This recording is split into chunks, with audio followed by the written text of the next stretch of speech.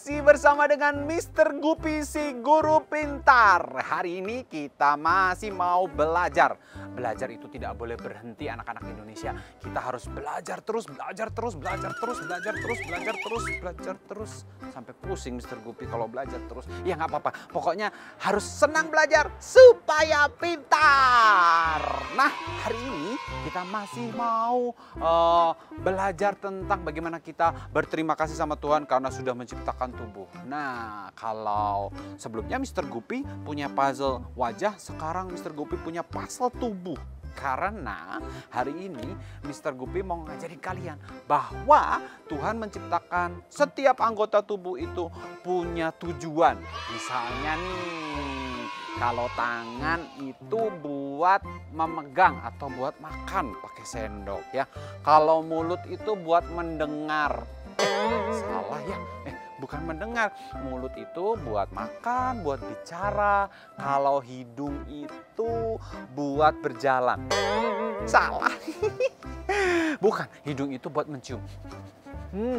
Baunya wangi gitu ya. Kalau telinga itu buat mendengar.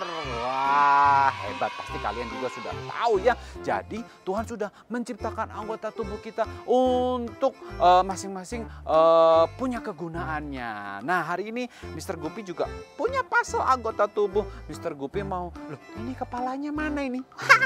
Mr. Guppy tempel dulu ya kepalanya biar kelihatan dulu ya. Sudah ada kepalanya, kemudian ada perut juga ini, ada perut kita harus tempel dulu karena setiap orang itu pasti punya perut. Nah, kita tempelkan perutnya, kemudian tangannya ada yang belum lengkap di sini ya. Wah, kalau nggak punya tangan nanti nggak bisa pegang, nggak bisa belajar menulis ya. Terus di sini juga jari-jarinya hilang. Wah, kita harus tempel jari-jarinya supaya nanti bisa menulis seperti kalian semua di rumah. Nah, kakinya belum ada anak-anak.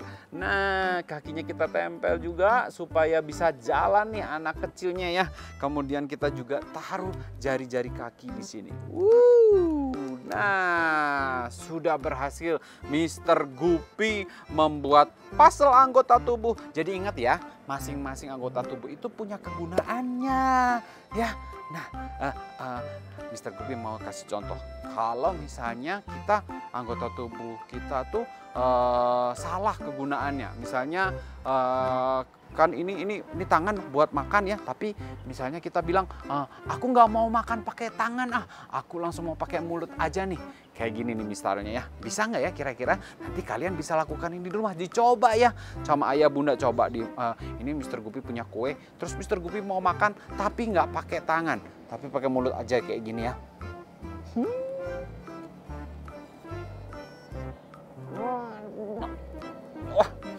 Wah, bisa sih, tapi susah ya. Mulutnya Mr. Guppy jadi coklat semua nih, berantakan. Wah, gimana nih? Tapi memang Tuhan menciptakan tangan buat kita makan. Jadi Mr. Guppy makannya pakai tangan aja. Enak.